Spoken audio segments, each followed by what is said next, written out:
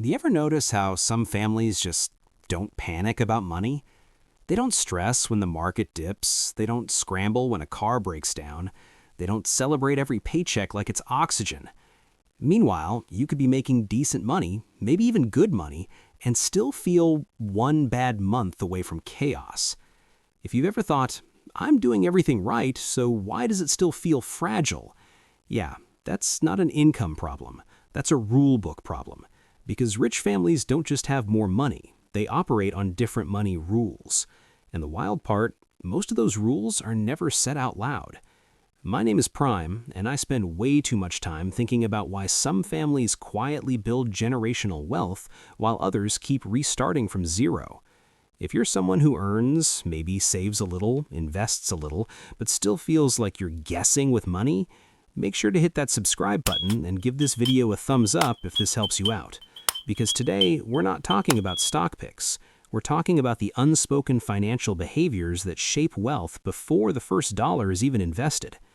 And here's the thing. Most people are playing checkers.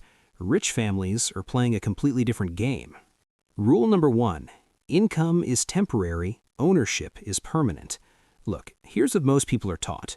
Get a good job, climb the ladder, earn more. That's the formula. But here's what rich families quietly teach their kids. Income is fragile. Ownership is leverage. According to IRS data, the top 1% earn a significant portion of their income from capital gains, dividends, and business ownership, not salaries. Translation? They don't just work for money. Money works for them. Now you might be thinking, okay, Prime, but I don't have millions to invest. Fair. Let's run simple math. If you earn $100,000 per year and spend $95,000, you're dependent. If you earn $70,000 but own assets producing $20,000 annually, you're resilient. That psychological shift is massive. Rich families talk about equity at the dinner table. Middle-class families talk about raises. See the difference? Rule number 2. Lifestyle is a trap. Here's what most people don't realize. Lifestyle inflation feels like success. New car, bigger house, nicer vacations. It feels earned. But mathematically, it increases fragility. According to a CNBC survey, over 50% of people making $100,000 plus still live paycheck to paycheck. That's not low income, that's high consumption. Let's do quick math. You make $120,000. After taxes, maybe $85,000. Mortgage, $3,000 a month. Car, $800. Insurance, $400. Utilities and food, $1,500. Subscriptions and lifestyle, $1,200. You're basically locked in. One layoff and the whole structure wobbles. Rich families avoid fixed cost traps. They care more about flexibility than flash. This is where it gets really interesting. Wealthy households often live below what they could afford, not because they have to, because they understand optionality. Rule number 3, cash flow is power. Here's what most people chase, net worth. But rich families obsess over cash flow because net worth can crash. Cash flow sustains. In 2008, the S&P 500 dropped about 57%. If your wealth was mostly stock-based and you needed liquidity, you were selling at the bottom. That's compounding damage. Rich families build income layers, rental properties, business dividends, interest income, royalties, even small ones. Now you might be thinking, that's for people already rich. Not exactly. Let's say you build a side business generating $500 a month. That's $6,000 a year. Psychologically, you're less dependent. That reduces fear-based decisions. And fear is expensive. Rule number 4. They separate emotion from money. Here's something nobody talks about. Money behavior is inherited emotionally. If your parents panicked about bills, you internalize scarcity. If they overspent to impress others, you internalize status pressure. Rich families teach calm. They treat money like math, not morality, not ego, math. Here's what most people don't realize. Financial volatility is amplified by emotional volatility. If you panic sell in a downturn, that one decision can cost hundreds of thousands long term. Example, if you invested $10,000 in the S&P 500 in 2009 after the crash, it grew over 4x by 2021. If you stayed out because you were scared, you missed generational compounding. Rich families teach patience by modeling it, not lecturing about it.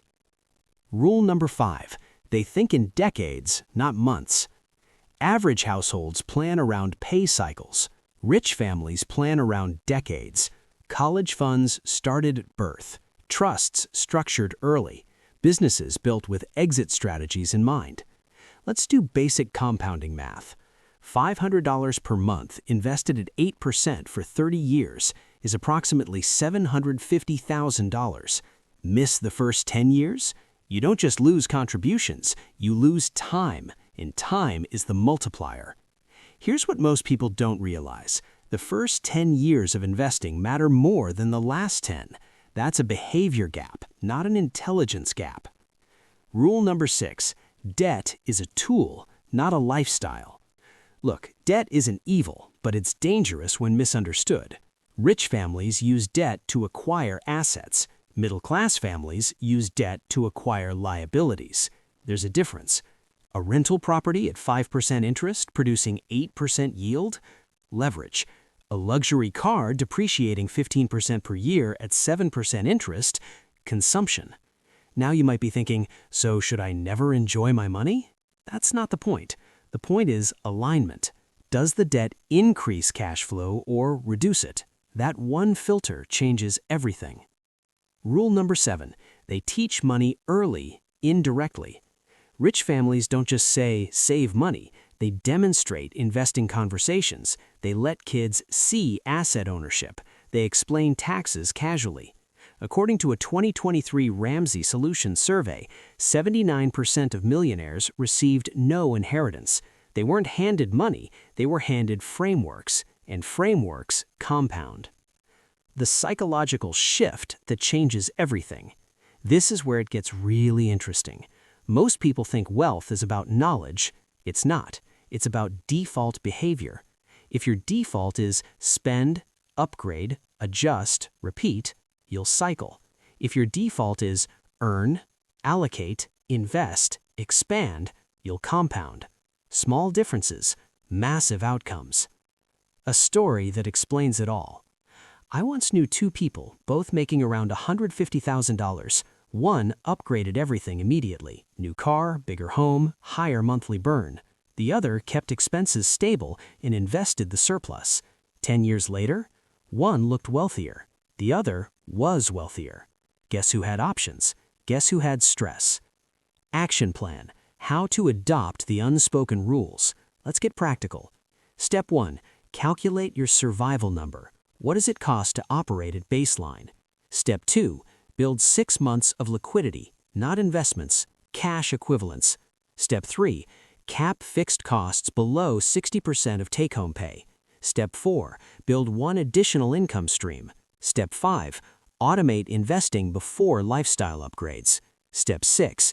Teach the framework to someone else, because teaching reinforces identity. Addressing the big objection.